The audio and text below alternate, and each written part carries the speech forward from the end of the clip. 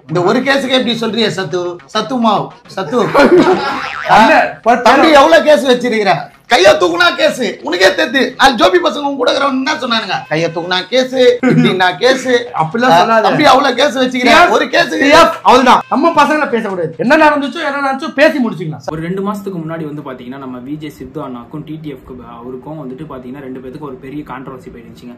என்ன கான்ட்ரவர்சி அப்படின்னா இவங்க வந்து அந்த டிடிஎஃப் இருக்காரு இல்லைங்களா அவர் வந்து கார் டிரைவ் பண்ணும்போது கால் பேசிட்டே போன மாதிரி அந்த வீடியோ வந்து போஸ்ட் பண்ணியிருந்தாரு. அதனால இவர் வந்து கால் பேசினாரு அப்படின்னு சொல்லிட்டு இவர் மேல கேஸ் போட்டிருந்தாங்க. அது ரிமாண்ட் வரைக்கும் கொண்டு போயிட்டு அண்ட் தென் அதுல இருந்து சால்வ் ஆகி வந்துட்டாரு. அப்ப வந்துட்டு அந்த டிடிஎஃப் அவங்களோட வக்கீல் இருக்காங்களே அட்வொகேட் இருக்காரு இல்லைங்களா இவர் சொல்லி அதாவது இப்படிதான் சொல்லியிருக்காங்க. என்னன்னா இவர் டிடிஎஃப் வாசன் சொல்லி விஜய் சித்து அண்ணா இருக்காரு இல்லைங்களா அவரும் வந்துட்டு ஒரு இடத்துல கார்ல பேசுற மாதிரி ஒரு வீடியோ வந்து இது பண்ணியிருப்பாரு.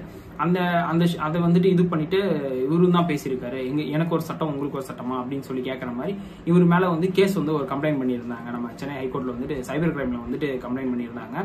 அண்ட் தென் அதை அவங்க வந்துட்டு நிறைய ஃபிட்டிங் வேர்ட்ஸ் எல்லாம் பேசுறாரு தவறான வார்த்தை எல்லாம் பேசுறாரு அப்படிங்கிற மாதிரி சொன்னாங்க. எல்லா குழந்தைகளுமே பாக்குற மாதிரியான இதுதான் இருக்கும். ரொம்ப வந்து 18+ அப்படிலாம் இருக்காதுங்க. அப்படி பார்த்தா எந்த ஒரு படமும் நம்மளால பார்க்க முடியாது. எந்த ஒரு விஷயமா இருந்தாலும் ஒரு குழந்தைங்க பாக்குற விஷயத்துல கூட ஒரு சின்ன சின்ன வேர்ட்ஸ் எல்லாம் இருக்கதான் செய்யுது. இப்ப இல்லாமலாம் இல்ல. விஜய் சித்து அண்ணாக்கு ஒரு சைல்ட்ல இருந்து சரி ஒரு ரொம்ப வயசானவங்களும் சரி அந்த அளவுக்கு வந்து அவங்களுக்கு வந்து ஃபேன்ஸ் கண்டிப்பா இருக்காங்க.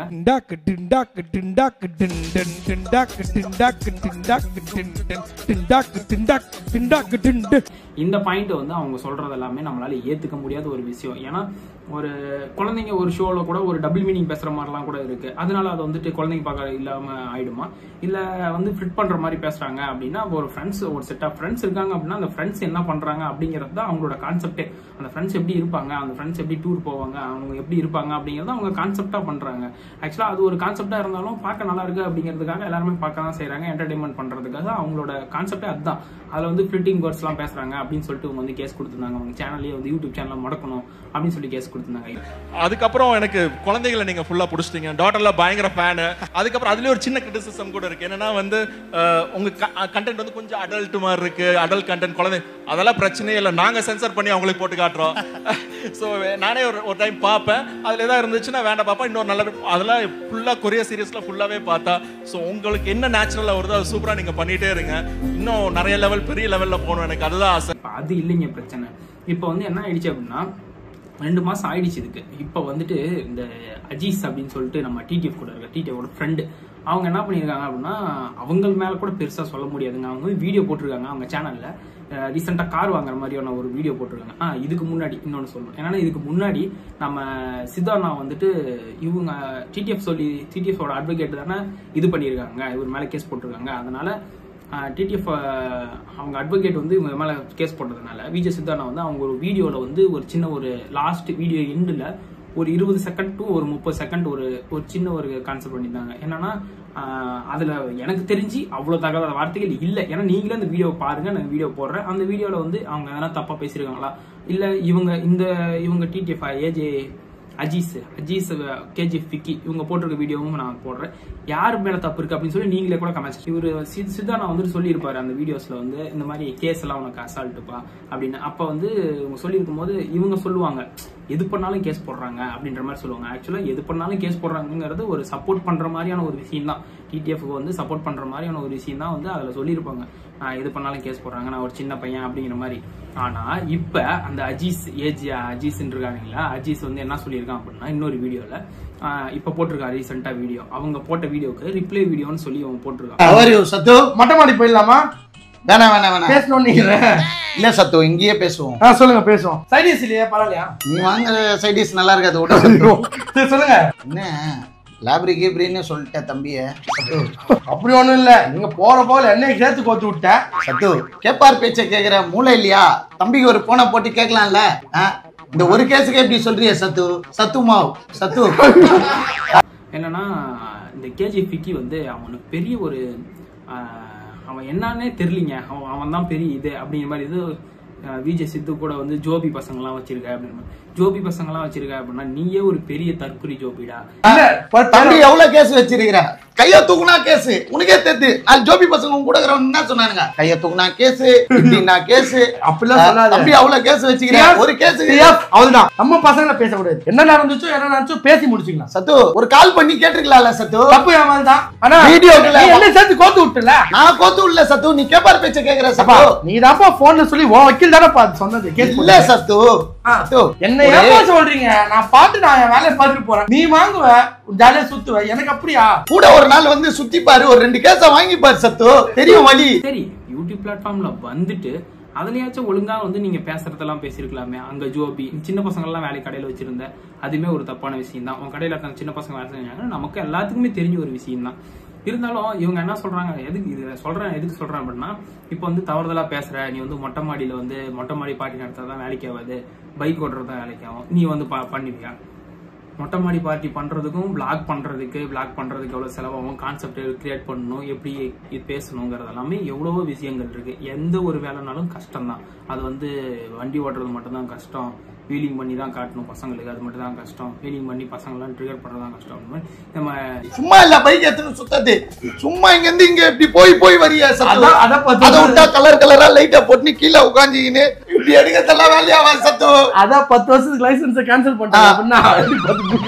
போமுல்ல, அதான் கார்ல போனேன். இந்த ஒரு கேஸுக்கு எப்படி பண்றிய சத்து? 1000 கஷ்டம் பண்றேன் தெரியுமா தம்பி?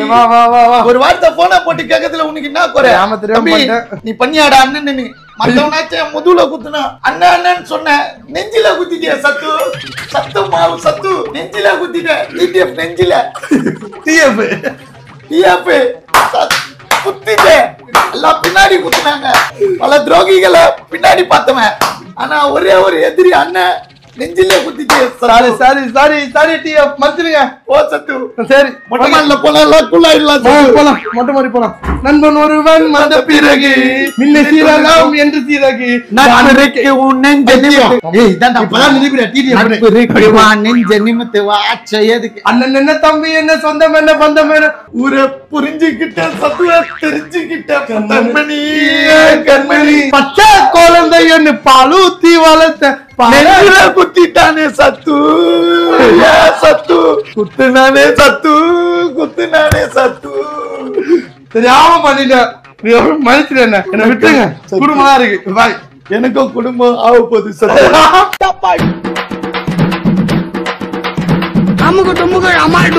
இது இன்னொரு விஷயம் சொல்லணும். என்னன்னா, டிடிஎஃப் சொல்லியிருந்தாங்க, என்ன சொல்லியிருந்தாங்கன்னா, எல்லாத்துக்கும் ஒரே சட்டம் தான் அப்படின்னு. அப்படி இல்லைங்க.